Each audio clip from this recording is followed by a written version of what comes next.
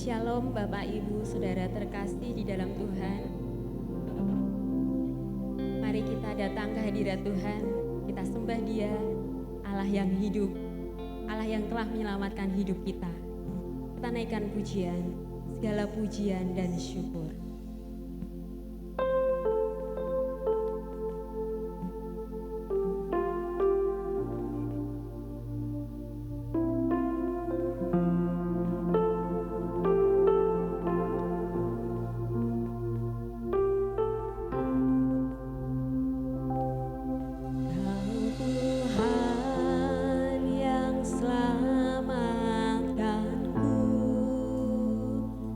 Terima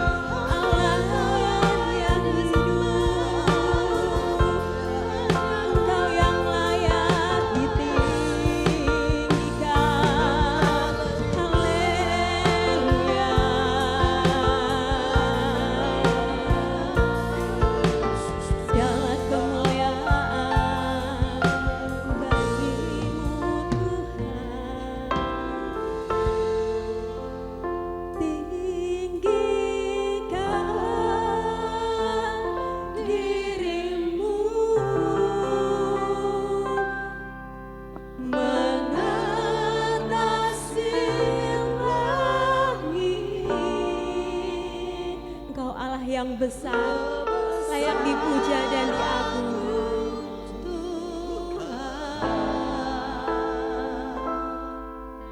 Mengatasi bumi, tinggikan dirimu, mengatasi langit, kemuliaan-Mu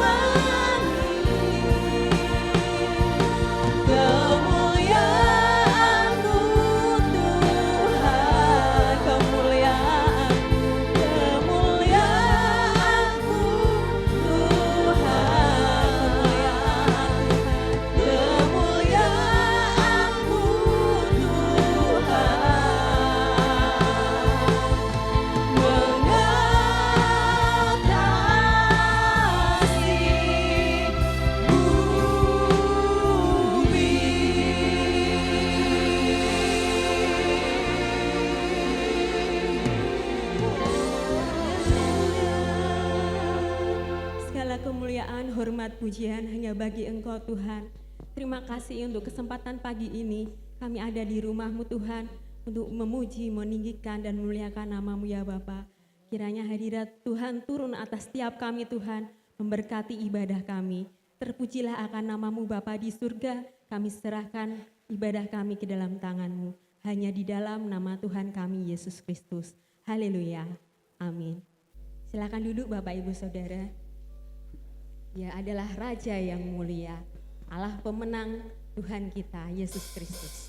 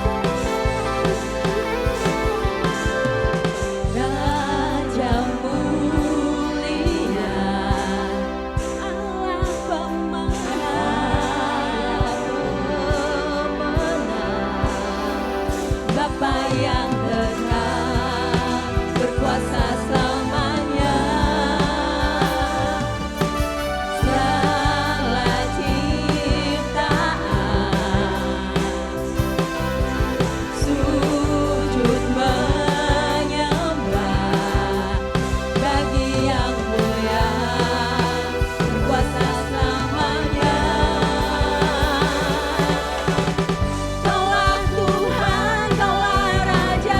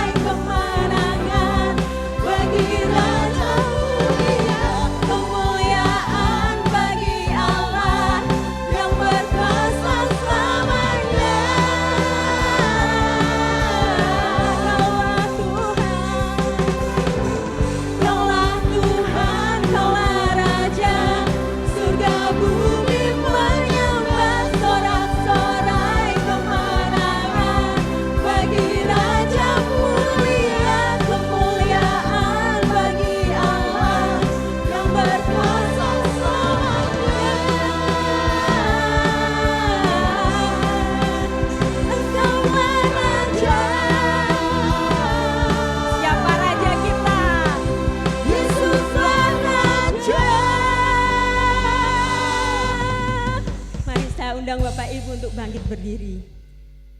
Kita serukan namanya, dia adalah perisai dalam hidup kita.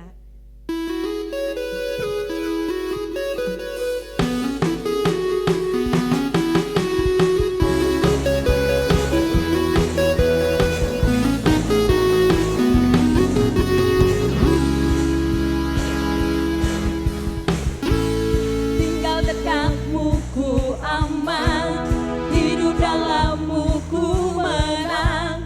Kau yang memegang hidupku di tanganmu. Kau meneguhkan langkahku. Ku berjalan di dalam kekuatanmu. Tuhan kau perisaiku. Lewati badai tak akan ku goyah. Imanku tetap teguh, takkan ku ragu mengikutimu. Hanya tinggal dekat dia kita aman.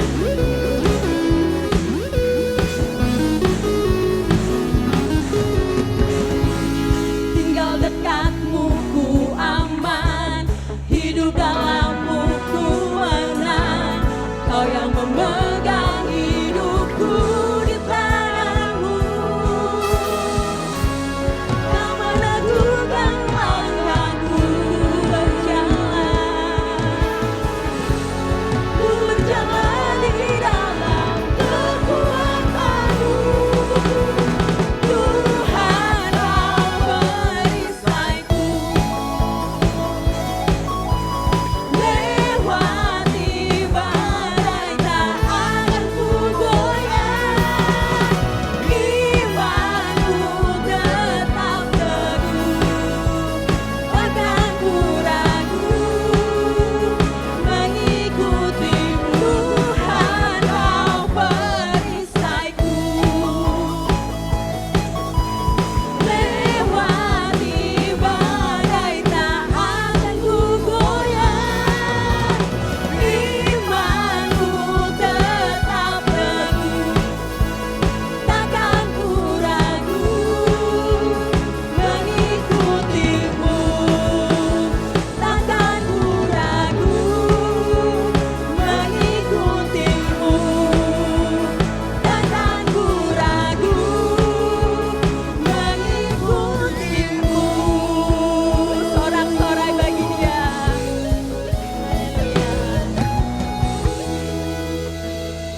Biarlah iman kita tetap berpegang teguh kepada Tuhan Yesus. Dia adalah juru selamat. Dia akan menolong kita, senantiasa memimpin hidup kita.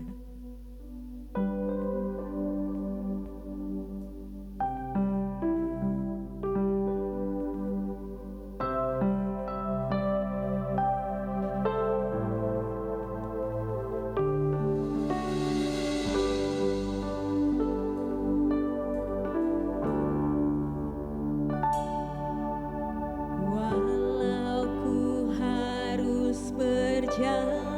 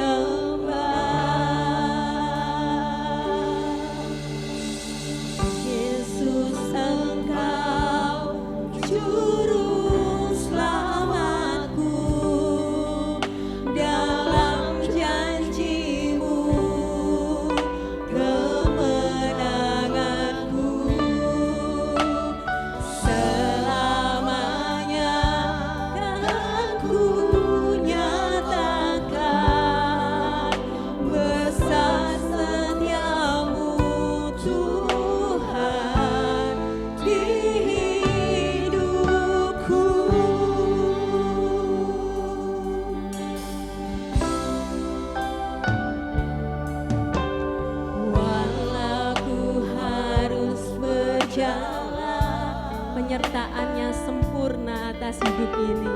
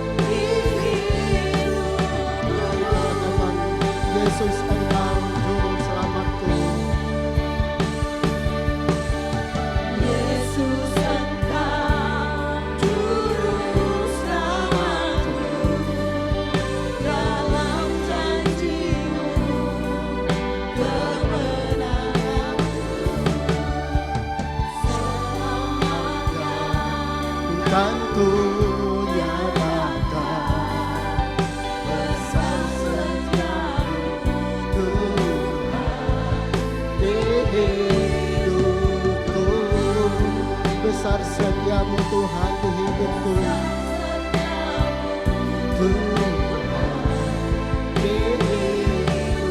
Sekali lagi kita katakan, besar setiamu Tuhan. Di hidupku. Haleluya. Besar setiamu Tuhan. Engkau Yesus juru selamat kami. Puji-puji bagimu, kami tinggikan sembah Engkau. Mulia, haleluya, haleluya, haleluya. Glory bagimu Tuhan.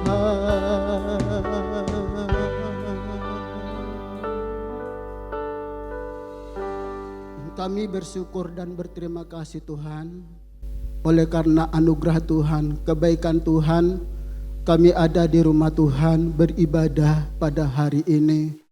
Kami boleh memuji-muji Tuhan, kami bersekutu kepadamu, dan kami bersyukur Tuhan, kami merasakan kebaikan-Mu. Kami boleh merasakan hadirat Tuhan tercurah atas kami ya Tuhan. Biarlah pujian kami Tuhan, dupa yang berbau harum, yang boleh menyukakan, menyenangkan hati-Mu ya Bapa. Terima kasih Bapa di surga, buat para pelayan Tuhan yang sudah melayani kami saat ini Tuhan. Tiba saatnya kami Tuhan, untuk menyediakan hati kami, bersama-sama ditaburi oleh kebenaran firman-Mu. Firman-Mu itu adalah pelita bagi kaki kami, terang bagi jalan kami Tuhan. Tanpa firman-Mu kami tersesat Tuhan. Tanpa firman-Mu hidup kami menyimpang daripada kebenaran-Mu Tuhan. Sebab itu kami persilahkan Roh Kudus ambil alih, memimpin secara penuh pemberitaan firman ini ya Tuhan. Sehingga hidup kami dikuatkan, ditambahi semangat yang baru, dan hidup kami hidup yang semakin berkenan di hadapan-Mu ya Tuhan. Hamba-Mu ini ya Tuhan, yang dipercayakan menyampaikan firman-Mu, biarlah Roh Kudus turun atas hamba-Mu, roh hikmat, bahkan Tuhan pembukaan rahasia firman-Mu, pengurapan-Mu Tuhan turun atas kami.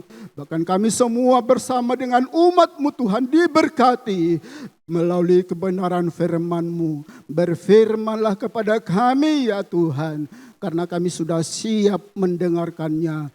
Di dalam nama Tuhan kami Yesus Kristus, kami sudah berdoa dan mengucap syukur. Haleluya, sama-sama kita katakan amin. Silakan duduk Bapak Ibu Saudara. Shalom Bapak Ibu. Shalom. Iya, harus banter karena subtema yang saya sampaikan adalah semangat, ya. Tema besar kita masih berbicara tentang damai sejahtera. Dan subtema yang saya sampaikan kepada kita pada pagi hari ini adalah semangat. Ya, semangat. Bapak Ibu Saudara, hidup hari-hari ini sulit. Hidup hari-hari ini penuh tantangan, penuh pergumulan, penuh persoalan. Sama kalau kita tidak disertai dengan damai sejahtera, maka kita akan menjadi orang-orang yang gagal. Kita akan menjadi orang yang semakin terpuruk. Demikian juga Bapak Ibu Saudara, jika semangat sudah tidak ada lagi dalam hidup kita akan semakin terpuruk. Nah, Tuhan tidak mau hidup kita semakin terpuruk. Tuhan mau hidup kita bangkit dari persoalan yang kita hadapi. Dia berdoa buat kita. Dia sayang kepada kita. Dia mau semua kita berkemenangan dan menikmati segala kebaikan-kebaikan Tuhan. Amin Bapak Ibu. Mari kita akan bacakan ayat ini di dalam Amsal pasal yang ke-18 ayat 14. Saya undang kita untuk bangkit berdiri. Kita bangkit berdiri, kita baca ayat ini bersama-sama. Amsal 18 ayat 14. 2, 3. Orang yang bersemangat dapat menanggung penderitaannya, tetapi siapa akan memulihkan semangat yang patah? Puji Tuhan, dipersilakan duduk. Firman Tuhan berkata kepada kita, orang yang bersemangat dapat menanggung penderitaannya. Bisa katakan amin? Amin. Ini firman Tuhan, harus kita aminkan. Ya, harus kita aminkan karena firman Tuhan itu adalah ya dan amin. Langit bumi berlalu isinya lenyap, firman Tuhan itu ya dan amin. Firman Tuhan itu kekal dan firman Tuhan itu adalah perkataan Allah sendiri. Isi hatinya Tuhan sendiri. Jadi kita boleh belajar mengaminkan setiap kata-kata daripada kebenaran firman Tuhan itu. Dikatakan tadi, orang yang bersemangat dapat menanggung penderitaannya. Benar Bapak Ibu Saudara, kalau kita semangat menjalani kehidupan ini, kita akan puji Tuhan. Kita akan bisa melaluinya di dalam pertolongan Tuhan. Saya terkesan dengan seorang motivasi yang namanya Charles Sindol. Beliau berkata, hidup adalah 10% apa yang terjadi pada kita. Dan 90% bagaimana kita menanggapinya. 90% dari penyelesaian masalah tersebut bergantung sepenuhnya pada bagaimana kita bereaksi, bersikap, serta respon terhadap keadaan itu. Ya, saya setuju dengan ini. Kemudian memiliki semangat adalah kunci terbesar untuk menyelesaikan segala rintangan yang ada. Bapak Ibu Saudara di dalam Tuhan, beliau adalah seorang motivator, bahkan hamba Tuhan yang terkenal, yang bisa memotivasi, menguatkan banyak orang. Saya pun ketika baca pernyataan ini senang. Artinya saya termotivasi. Iya, masalah itu ada. Kalau kita masih hidup, saya masih hidup, iya. Tidak bisa lepas daripada yang namanya masalah, pergumulan. Siapapun kita, entah kita orang kaya, orang miskin, berpendidikan tinggi ataupun rendah, orang ganteng, cantik, sampai orang yang mungkin cacat. Semua kita punya bagian, punya yang namanya salib masing-masing. Ya, kita ini punya pergumulan masing-masing. Jadi saya ketika membaca pernyataan ini, iya Tuhan, saya mau orang yang menjadi orang yang semangat.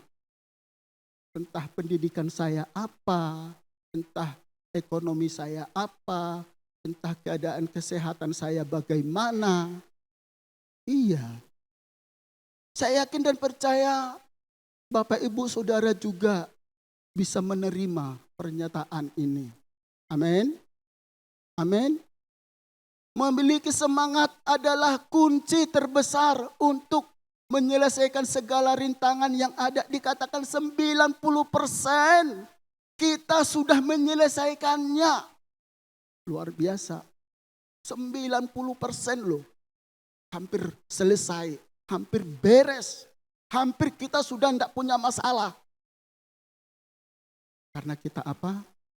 Sudah memiliki yang luar biasa ini. Yang namanya semangat. Lah, Bapak Ibu Saudara di dalam Tuhan, kitab ini ditulis dalam konteks kehidupan sehari-hari. Penulisnya adalah Raja Salomo. Jadi kitab ini ditulis dalam konteks kehidupan sehari-hari masyarakat Israel dan berisi prinsip-prinsip yang berlaku sepanjang zaman. Jadi Salomo mengamati kehidupan masyarakat pada saat itu. Baik juga seorang pemimpin memperhatikan bagaimana keadaan masyarakatnya. Kalau kami hamba Tuhan memperhatikan bagaimana keadaan jemaatnya. Kalau saya guru, saya memperhatikan murid saya, suka dan duka. Sebaik mungkin diperhatikan, dilihat, tahu. Oleh sebab itu, Salomo mau menyampaikan, oh ternyata ini yang dihadapi oleh masyarakat Israel zaman kuno pada saat itu. Memang banyak Bapak Ibu Saudara yang terjadi pada saat itu. Salah satunya adalah tentang penyakit, tentang ekonomi, kemiskinan, juga tentang masalah sosial, yaitu konflik sosial. Ada juga bencana, ada juga yang lain-lainnya. Saya tertarik, oh iya, ini perlu ditangani. Kalau ada masalah yang tidak tertangani, tidak punya semangat. Padahal dikatakan tadi ini adalah ada kaitannya tentang kehidupan sehari-hari masyarakat Israel yang berisi prinsip yang berlaku sepanjang zaman. Kita sudah berumur berapa saat ini? Sudah usia berapa? Bagaimana kita menanggapi masalah yang Tuhan izinkan dalam hidup kita? Apakah kita menyerah kepada keadaan? Mari kita belajar dari kebenaran firman Tuhan, Bapak Ibu. Apa yang dikatakan oleh firman Tuhan, nantinya kita akan diberkati dan memiliki semangat. Karena dengan semangat itulah satu-satunya kita bisa memiliki yang namanya kemenangan di dalam Tuhan. Yang pertama-tama kita akan boleh melihat, saya boleh menyampaikan dari segi konflik sosial. Ya, Bapak Ibu Saudara di dalam Tuhan, konflik sosial khususnya konflik antara saudara dan keluarga itu sudah ada di dalam Alkitab. Kejadian 4 ayat yang ke-8 tidak asing lagi buat guru sekolah minggu, buat kita. Ya, apa itu yang terjadi? Kain membunuh Habel. Persembahan Habel diterima, Kain tidak diterima. Habel diberkati Tuhan, Kain tidak. Iri terjadi, ada di Alkitab itu. Kemudian Kejadian 37 ayat 4, yaitu saudara-saudara Yusuf membencinya. Bahkan dimasukkan ke sumur, dijual, ya, dibenci. Ini konflik sosial. Kalau kita boleh membaca di dalam Amsal, tolong Pak Harto bacakan, Amsal pasal yang ke-17 ayat 14. Perselisihan dan pertengkaran antar sesama. Amsal 17 ayat 14. Memulai pertengkaran adalah seperti membuka jalan air. Jadi undurlah sebelum perbantahan mulai. Iya. Pertengkaran itu seperti membuka keran. Buar. Orang akan menjauh dari kita. Tidak suka dengan kita. Tapi juga kalau kita menjadi korban dari seseorang seperti tadi kita diirii, kita dibenci. Jawabannya apa? Tidak apa-apa, itu hak mereka. Yang penting kita tidak nanti ada di situ tidak membalas kejahatan dengan kejahatan. Tetapi balaslah kejahatan dengan kebaikan. Jadi Bapak Ibu Saudara, hari-hari ini macam-macam terjadi. Lewat medsos, orang bertengkar. Ya, bukan mungkin tidak secara langsung begitu ya. Tetapi secara verbal. Lewat medsos, lewat sikap, lewat gaya gerak-gerik dan lain sebagainya. Ini Bapak Ibu Saudara, kalau kita tidak hati-hati, semangat kita apa? Wah, bisa luntur, down. Kenapa? Kecewa dengan orang-orang sekitar kita. Kita diperlakukan semena-mena seperti itu. Maka Bapak Ibu Saudara di dalam Tuhan, Tuhan katakan bagaimana cara mengatasi perselisihan ini. Dikatakan di dalam Yakobus 1 ayat yang ke-9, tolong Pak Harto. Cepat mendengar, lambat berkata-kata. Yakobus 1 ayat 19. Hai saudara-saudara yang kukasihi, ingatlah hal ini. Setiap orang hendaklah cepat untuk mendengar, tetapi lambat untuk berkata-kata, dan juga lambat untuk marah. Kalau saudara, Bapak, Ibu sedang punya pertengkaran, masalah, cara menyelesaikannya itu, mari kita terapkan ayat ini. Apa tadi dikatakan? Cepat berkata-kata, lambat untuk mendengar. Katakan amin.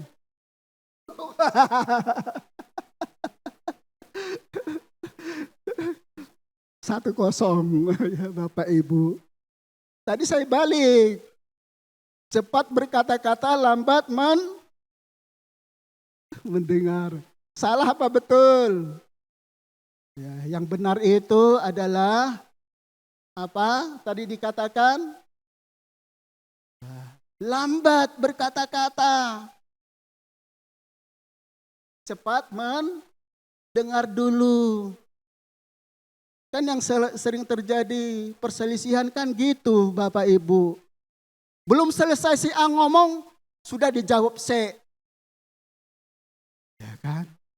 Nanti enggak nyambung. Ya kan, enggak nyambung pasti. Sudah dibilang A, belum selesai langsung dipotong. Terapkan ayat ini Bapak Ibu. Walaupun kita ramah, kalau orang katakan, Bapak Ibu yang banyak ngomong itu laki-laki apa perempuan? Pria apa wanita? WBI apa kaum pria? Sama. Kalau saya bilang tergantung. Ada juga bapak yang cepat berkata-kata, lambat mendengar. Ya, tergantung ya. Kata orang sih, ya wanita itu. Tapi saya katakan tergantung. Ya. Jadi baik sekali bagaimana kita memperhatikan apa yang kita ucapkan dengan pendengaran kita diseimbangkan. Yang kedua adalah belajar mengampuni dan mengasihi. Tolong Pak Harto juga. Kolose pasal yang ketiga, ayat yang ketiga.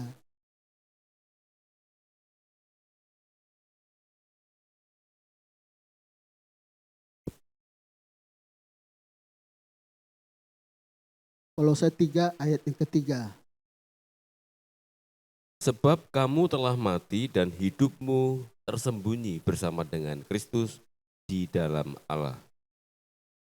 Dibaca lagi Matius pasal yang ke-22 ayat tambahannya.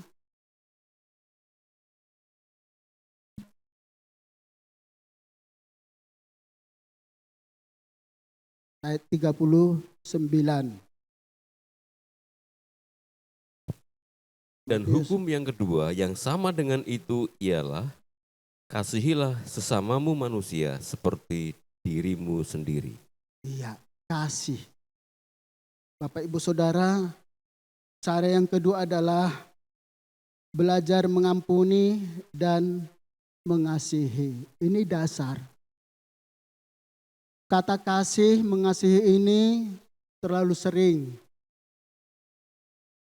Kita mungkin sudah sangat hafal ayat-ayat ini. Tapi penerapannya sulit. Bagaimana kita mengampuni orang yang bersalah kepada kita? Sulit, Bapak Ibu Saudara. Dan Tuhan katakan bahwa mengampuni ini tidak terbatas. 7 kali 70 kali itu maksudnya tidak terbatas. Kapan? ya tidak terbatas. Tidak ada batasnya dia usia berapa sampai tahun berapa kita mengampuni. Ini cara yang kedua. Penting sekali kita mengasihi orang lain. Penting sekali kita, Bapak Ibu Saudara, untuk mengasihi orang lain. Firman Tuhan katakan bahwa Matius 6 ayat 14 dan 15. Kita baca ayat ini. Matius 6 ayat 14 dan 15.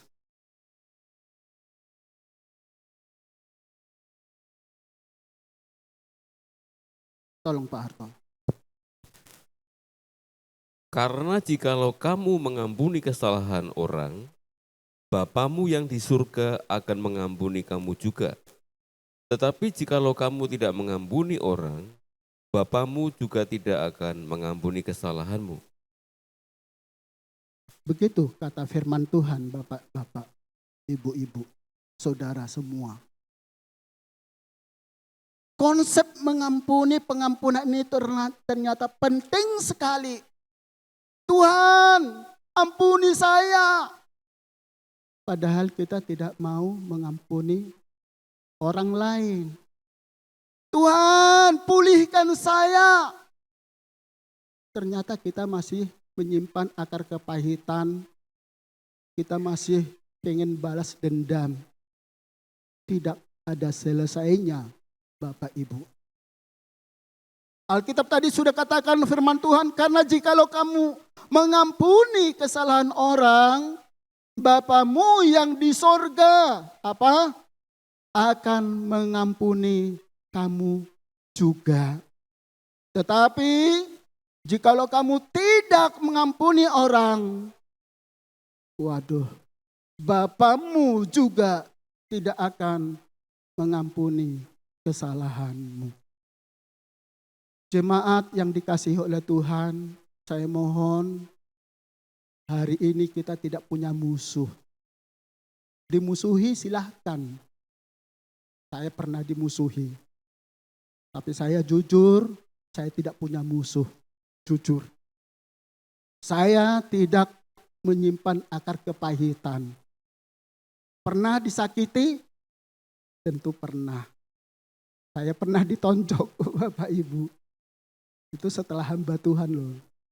Ya, jadi ceritanya saya waktu itu sudah di Semarang ya, sebagai bendahara sekolah X begitu ya. Ada salah satu dewan guru, Pak Manurung, sebagai bendahara pinjam uangnya ya. Saya bilang, saya izin dulu ke ketua yayasan. Oh jangan, langsung aja kasih. Tidak begitu Pak, saya selalu disampaikan, diberitahu seperti itu. Kalau ada yang pinjam uang, harus tahu saya sebagai kepala ketua yayasan. Saya mengingat itu, akhirnya Bapak ini langsung marah. Saya ditonjok. Ditonjok. Jujur, besoknya saya ke rumahnya, minta maaf malah. Jadi seperti itu Bapak Ibu. Kita mengampuni orang lain, kita juga akan diampuni oleh Bapa di sorga. Amin. Amin. Yang di atas, kok dingin-dingin aja. Yang di atas mana suaranya? Wah, tapi kedengaran kok, puji Tuhan. Jadi itu yang pertama yang terjadi. Kalaupun saudara dan saya pernah dimusuhi, tetap semangat. Ya, Tuhan akan membela kita, Tuhan akan tetap berada pada posisi yang benar. Kebenaran itu adalah segala-galanya. Kebenaran itu adalah dari Tuhan. Kalau kita hidup di dalam kebenarannya, siapa lawan kita, kata firman Tuhan, kata pujian. Tidak ada lawan kita. Kita akan menjadi orang yang menang, bahkan lebih daripada pemenang. Ini yang pertama, konflik sosial. Yang kedua adalah ekonomi. Jadi ekonomi pada saat itu di zamannya Israel kuno juga mengalami seperti yang kita alami saat ini, Bapak Ibu Saudara.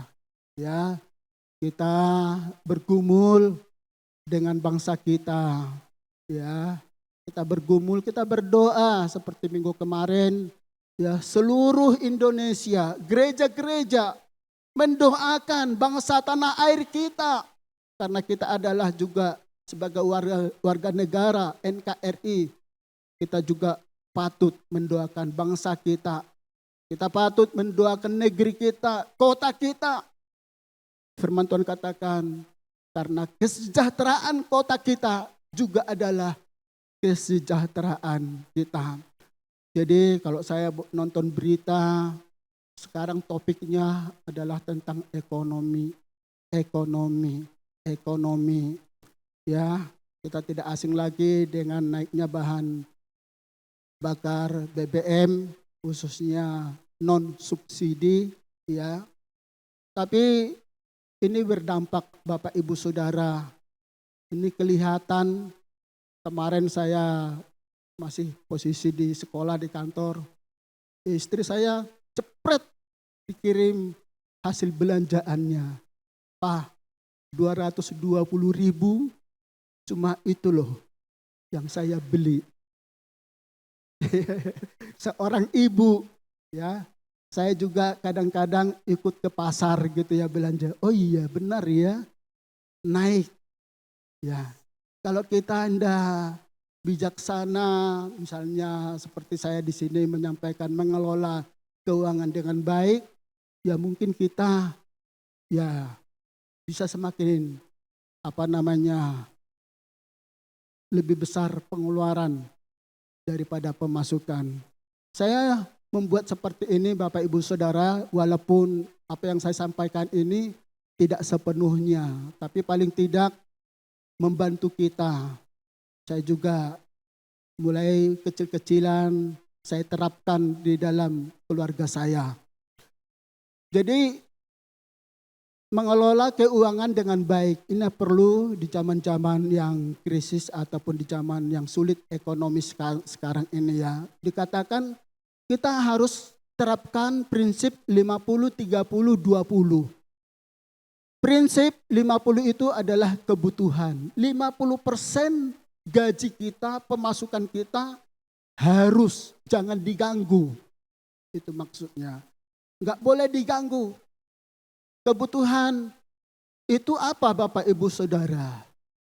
Yang pokok tentunya ya, yang pokok. Misalnya ya makan minum keluarga, itu pokok. Ya, itu pokok. Kemudian apa? Kalau kita menyekolahkan anak, menguliahkan ya pendidikan anak, itu juga pokok. Apalagi contohnya bisa juga listrik, PDAM. Jadi dengan kita bisa terapkan prinsip 50 untuk kebutuhan, tidak keteteran. Loh, mana uangnya untuk bayar listrik? Tidak. PDAM? Tidak. Karena ini kebutuhan pokok. Nanti listrik kita diputus. Sekarang ini gitu ya, 1 hari terlambat, putus. Wah, biaya pasang dan PDAM juga pasang baru mahal. Kebutuhan yang lain apa lagi? Ya arisan.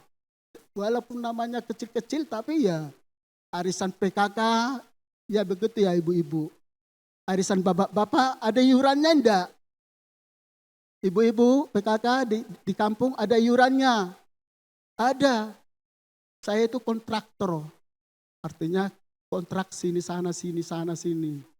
Ada 5 bahkan 6 RT yang pernah saya tempati. Betul, semuanya. Ada iuran sosial, ada iuran macam-macam lah. Untuk sampah yang kadang dikelola oleh RT masing-masing. Jadi Kita sebagai warga negara di masyarakat, loh si A nunggak nih, arisannya belum. Ya sampai merah-merah semua. 50% ini perlu. Mungkin ada lagi yang lain. Sesuai dengan kebutuhan kita masing-masing. Kemudian ada yang 30% itu adalah keinginan. Keinginan saya ganti hiburan gitu ya. Saya tulis 30, tapi sebenarnya untuk diri saya nggak sampai 30, mungkin 10% saja. Kenapa? Ya Bapak Ibu Saudara, hiburan memang perlu enggak? Perlu. Firman Tuhan katakan, bahkan ada pujian apa? Lebih baik apa? 1000 hari. Nah itu, kalau salah dibetulkan. Lebih baik apa? 1 hari. Di mana? Di pelataranmu. Daripada apa? Daripada 1000 hari di tempat hiburan, di tempat lain. Aku menikmati semua kemurahan-Mu. Jadi saya tulis di sini Bapak Ibu Saudara 30, untuk saya mungkin 5 atau ya paling banter 10. Saya diizinkan Tuhan, bahasa saya diizinkan Tuhan. Apa?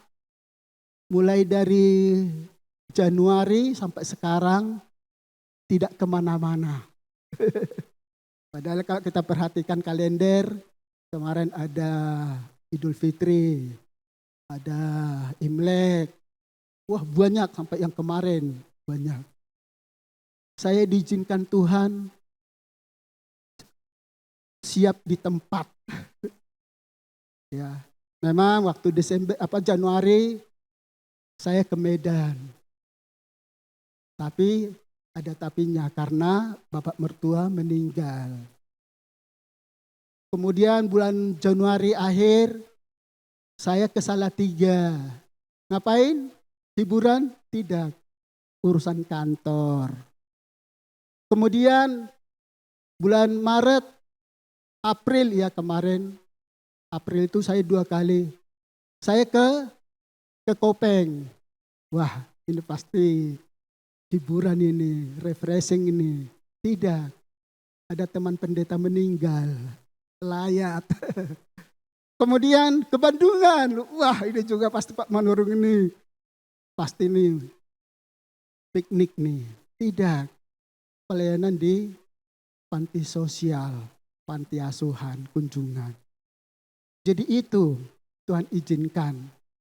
Ya, karena Tuhan izinkan dari Januari sampai sekarang, ya disyukuri saja. Jadi kalau 30% di sini, ya untuk tahun ini saya belum bisa 10%, mungkin 5% karena hiburan keluar kota, nginep tidak pernah. Pure untuk piknik, berwisata sampai sekarang dari bulan Januari belum pernah. Waktunya Tuhan, waktu yang terbaik.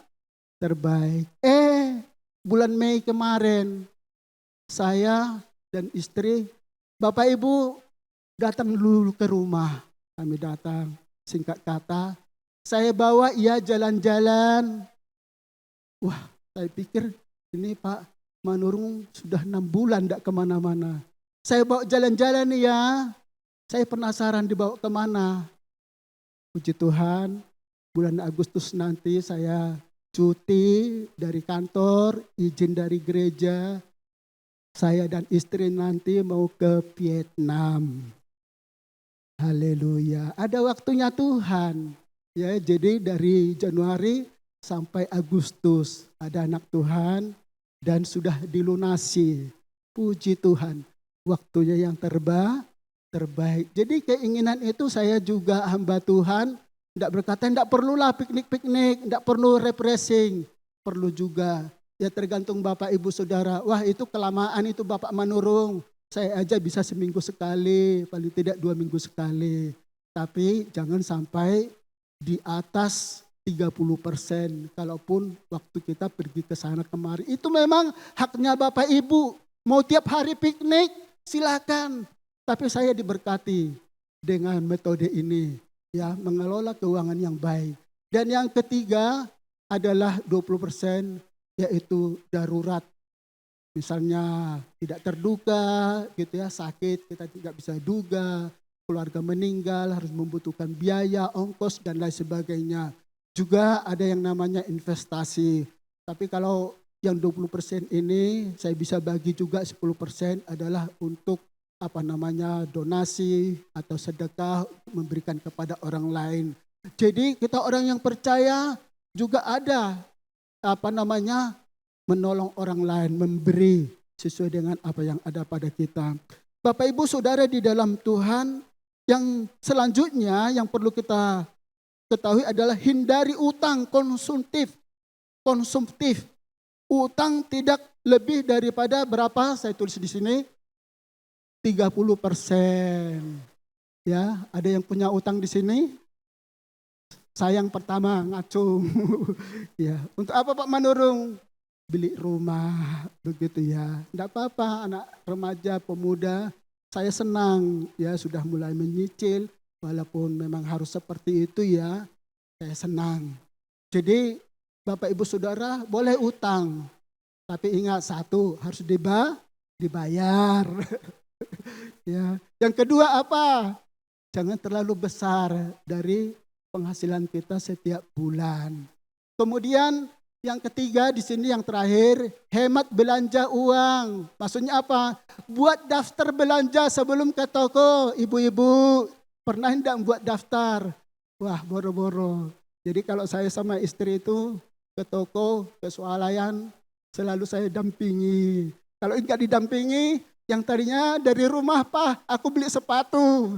Ya gitu ya, nanti sudah di sana ternyata ada sepatu, ada lipstik, ada ya macam-macam peralatan untuk rumah tangga juga memang. Tapi perlu Bapak Ibu Saudara.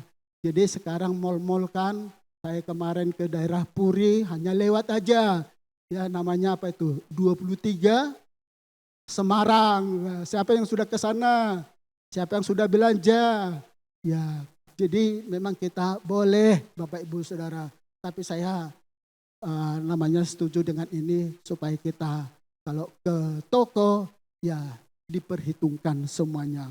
Bapak Ibu Saudara di dalam Tuhan, bahwa kita baca dulu di dalam Filipi 4 ayat 12 dan 13. Tolong Pak Harto.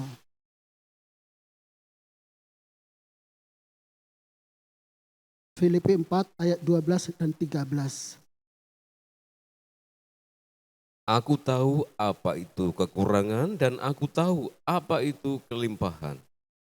Dalam segala hal dan dalam segala perkara tidak ada sesuatu yang merupakan rahasia bagiku, baik dalam hal kenyang maupun dalam hal kelaparan, baik dalam hal kelimpahan maupun dalam hal kekurangan. Segala perkara dapat kutanggung di dalam Dia yang memberi kekuatan kepadaku. Maksudnya di sini adalah ketika kita berkekurangan, berpadalah dengan apa yang ada. Disyukuri Bapak Ibu Saudara. Disyukuri, nanti ada waktunya Tuhan.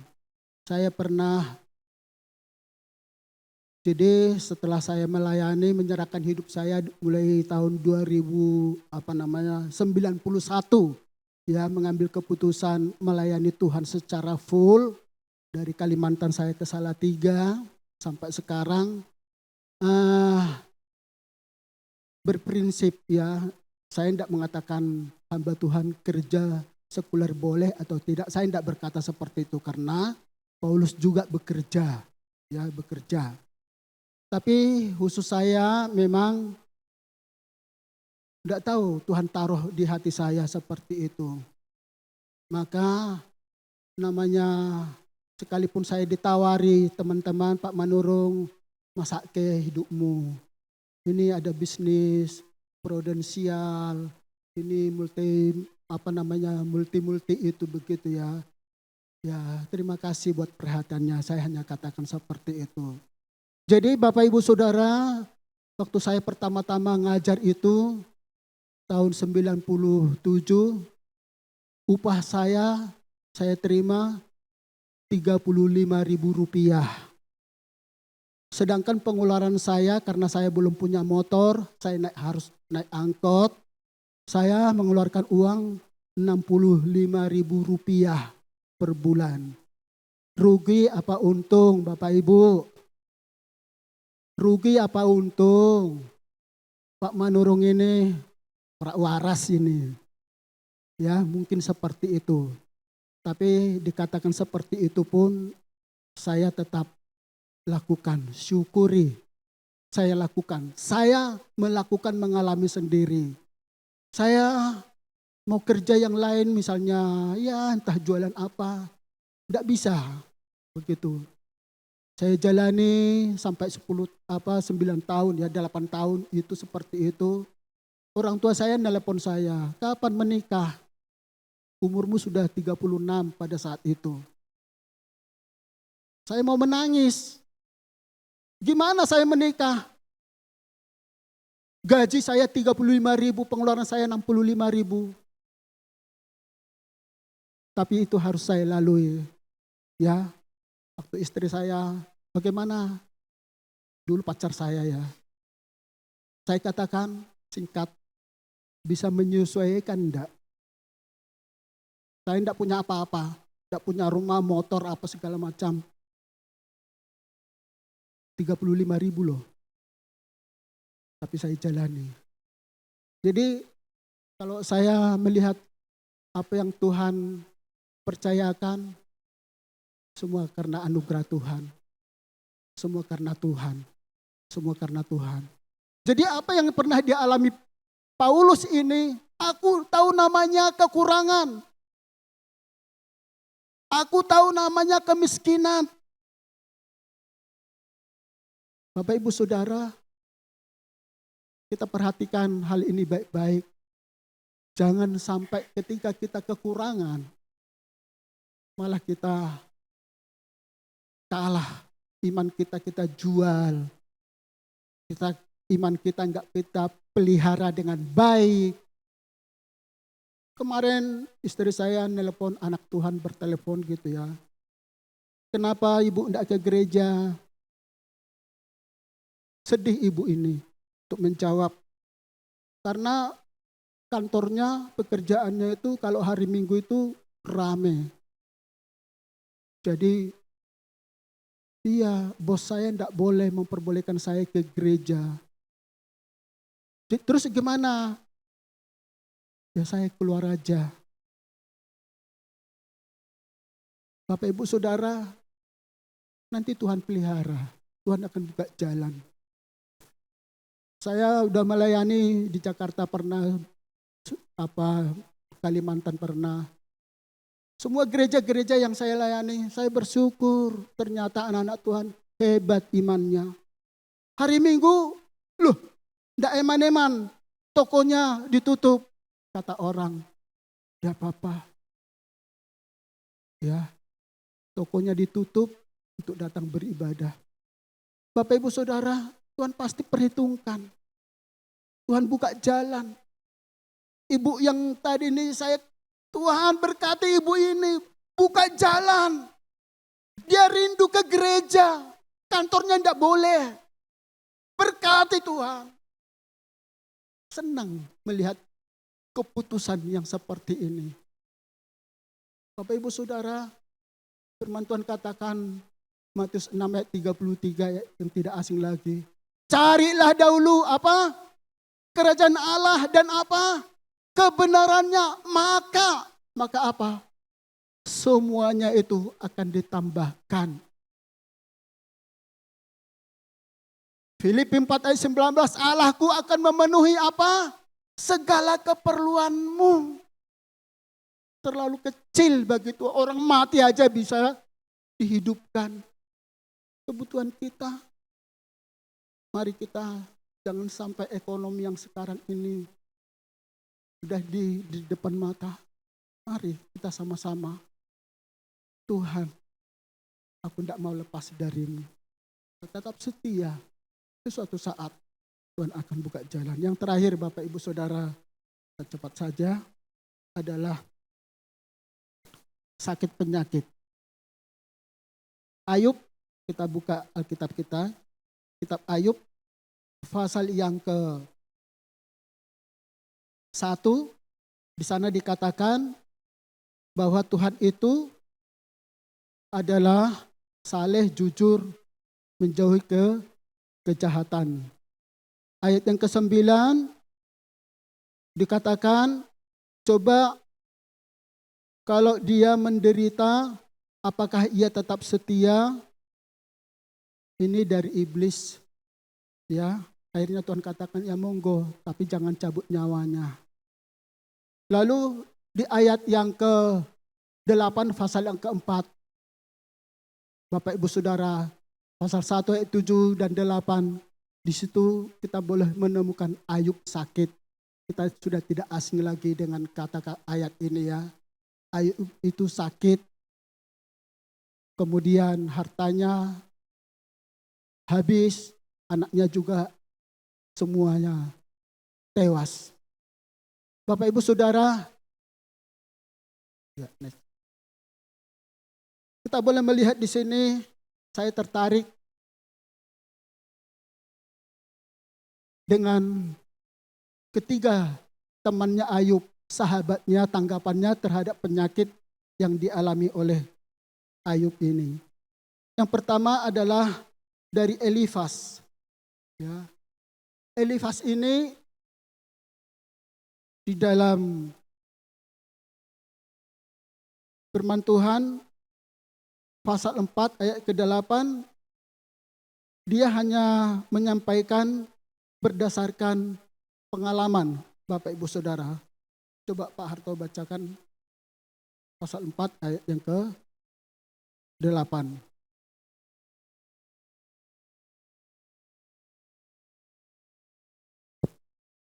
Ayub 4 ayat 8.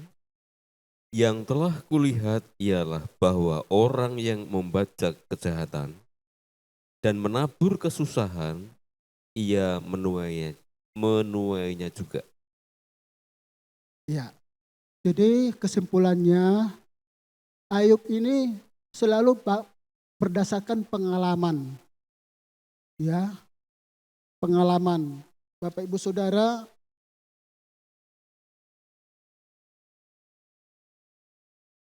kadang ini kita dapatkan di sana sini ya, berdasarkan pengalaman apa yang dia tahu. Contohnya, maaf, ini saya minta maaf kalau salah. Kalau saya berbicara tentang suku-suku tertentu, bahwa mereka punya pengalaman-pengalaman atau kebiasaan di masyarakat. Contohnya, kalau orang kita Tionghoa mungkin punya bisa melihat fokus kepada tubuh seseorang, ciri-cirinya gitu ya. Oh, kalau telinganya lebar, panjang, oh lebar wawasannya. Nanti saya dikoreksi kalau salah ya. Kemudian kalau jidatnya lebar, wah lebar pengetahuannya. Oh, kalau mukanya lonjong, ini tidak baik. Begitu ya. Oh, kalau rambutnya seperti ini tidak baik. Ya, jadi di kami juga orang Sumatera ada seperti itu. Apalagi kalau mau cari menantu gitu ya. Wah, semua ini dilihat dulu. Tidak mau langsung lewat medsos langsung dinikahkan, tidak mau. Dilihat dulu orangnya. Oh, ini berarti orangnya baik. Oh, ada macam-macam di mukanya. Kok agak lonjong, berarti tidak baik. Bapak Ibu Saudara, berdasarkan pengalaman. Kemudian Bapak Ibu Saudara, ini yang disampaikan oleh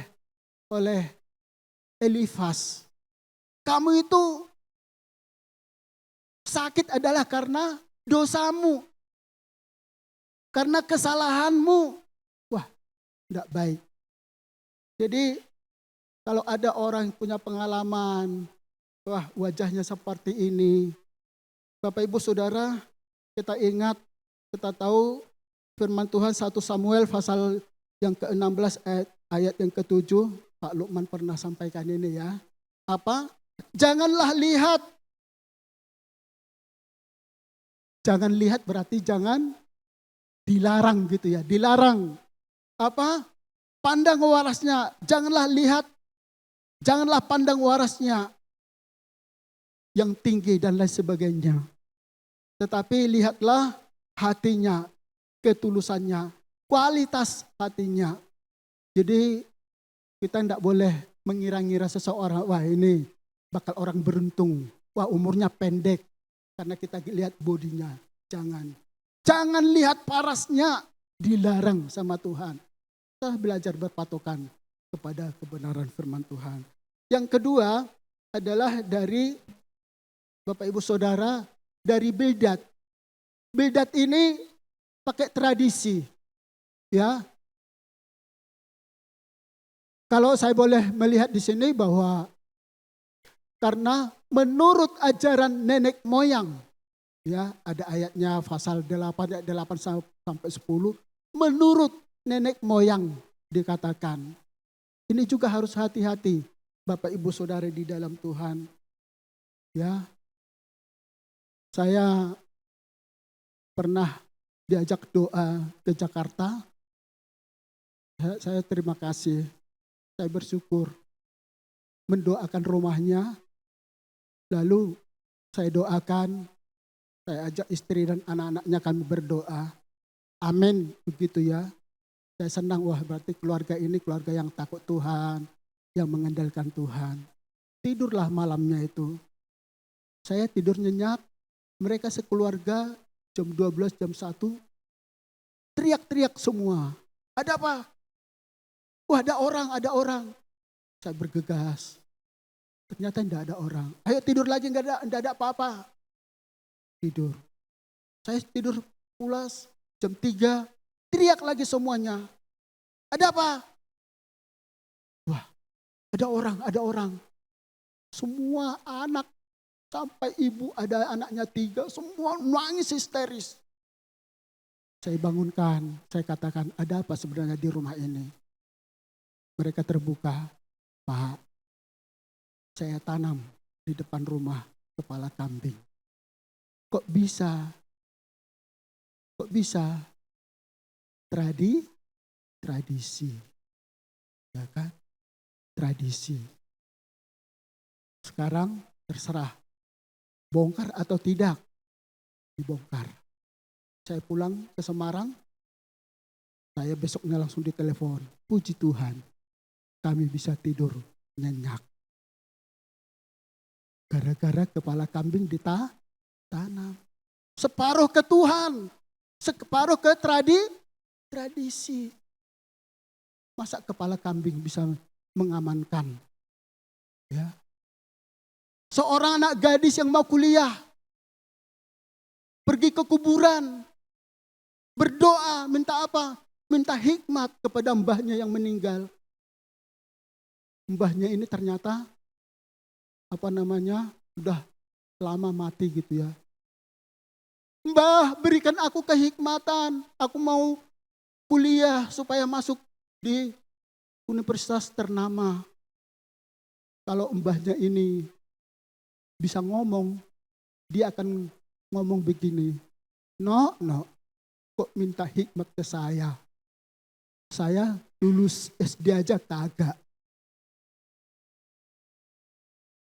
Benar, baca aja nggak bisa, matematika nggak bisa, minta hikmat di kuburan karena apa? Tradisi. Anak lahir, saya anak lahir si Grace, wah harus gini, pasang jarum supaya apa? Supaya pinter. Puji Tuhan tidak saya lakukan itu, anak saya bisa tidak sombong, bisa diundip. Jadi bagaimana kita, terima kasih. Bapak Ibu Saudara berfokus kepada Tuhan di hari-hari ini. Amin. Setialah kepada Tuhan. Yakin dan percaya. Firman Tuhan katakan, diberkatilah orang yang berharap kepada Tuhan. Diberkatilah orang yang setia kepada Tuhan. Terkutuklah orang yang mengendalikan kekuatan. Terkutuklah orang yang hatinya menjauh daripada Tuhan. Kesimpulan.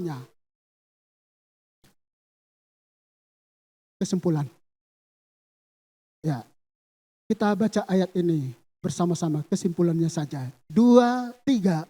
Semangat yang berasal dari Tuhan membuat kita mampu menanggung penderitaan dan bangkit kembali. Katakan amin. Amin. Tuhan Yesus memberkati kita. Kita datang kepada Tuhan, kita angkat pujian.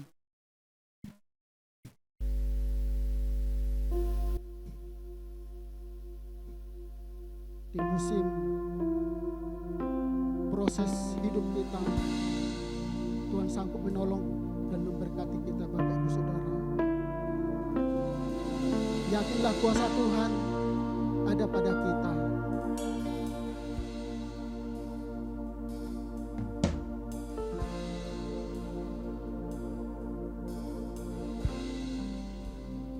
Ku kagumi caramu, caramu mencintaiku. Kau ada di cerita proses hidup. Saya undang kita bangkit berdiri, Bapak Ibu Saudara.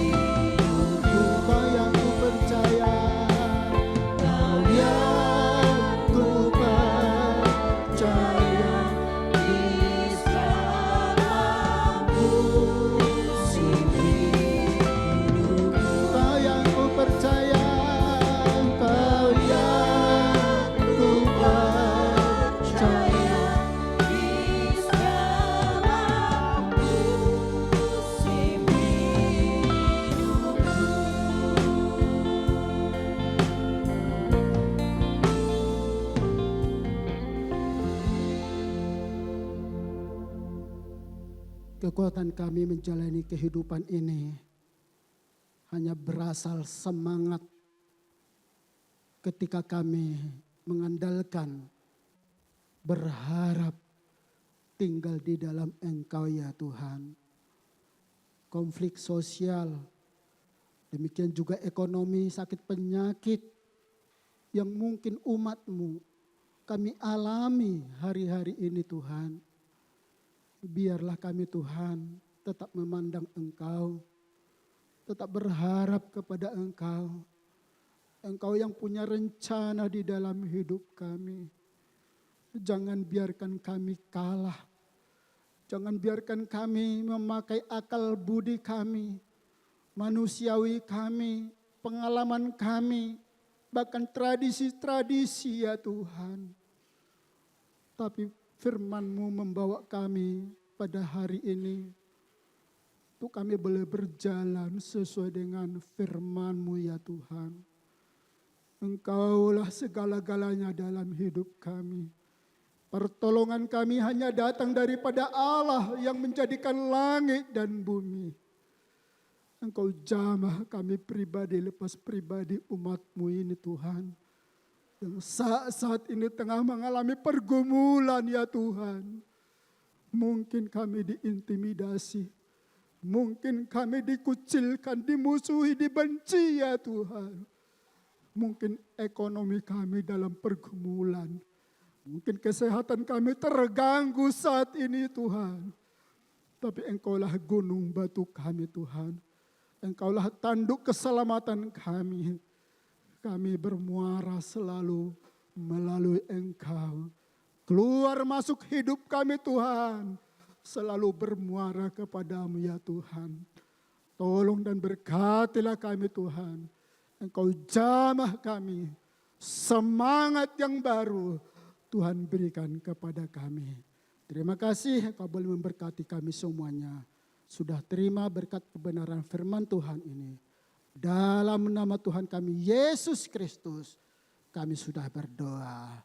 Semua kita yang percaya sama-sama kita katakan amin. Silakan duduk Bapak Ibu Saudara.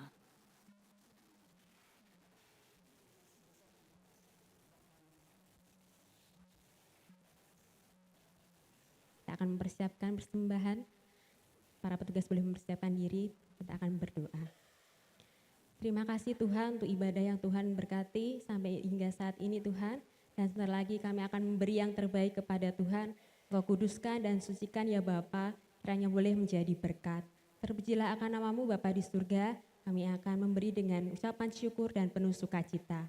Hanya di dalam nama Tuhan Yesus Kristus. Haleluya. Amin. Nyanyi bagi Dia.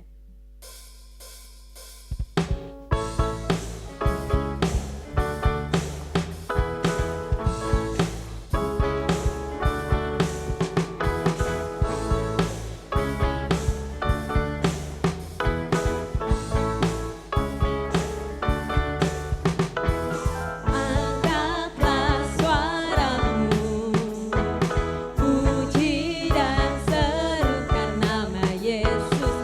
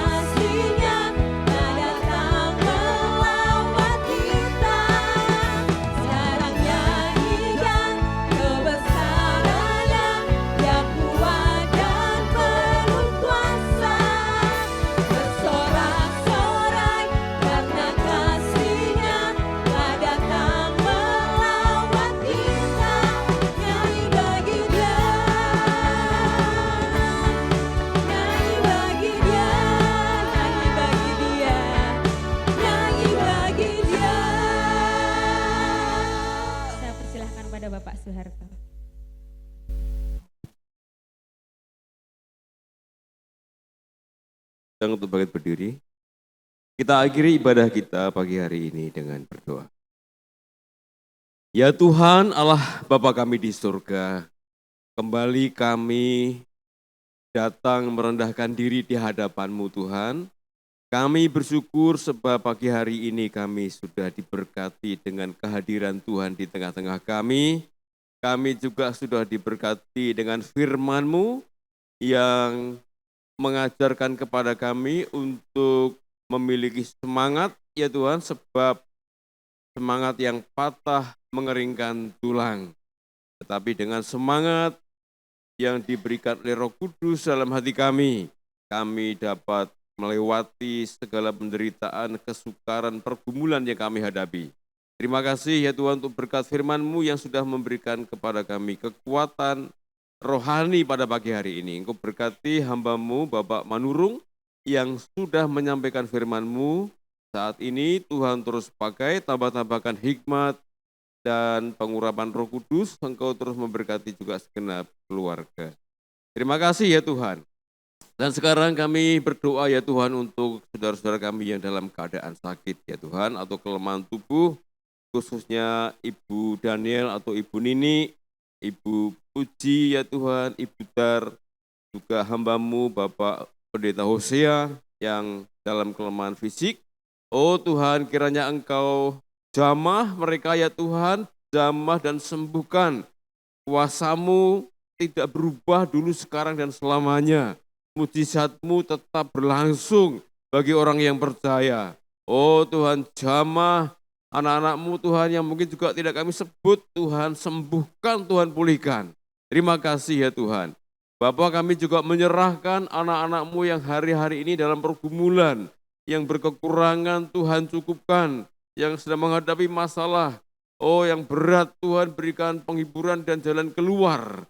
Ya Tuhan, Engkau juga membuat berhasil apa yang anak-anak-Mu kerjakan ya Tuhan. Usaha pekerjaan, oh yang dilakukan Tuhan berkati. Oh Engkau buat berhasil ya Tuhan. Dan anak-anak-Mu yang belum memiliki pekerjaan, Tuhan berikan pekerjaan. Yang masih studi juga Tuhan berkati dengan kecerdasan dan juga biaya sehingga dapat menyelesaikan studi dengan baik.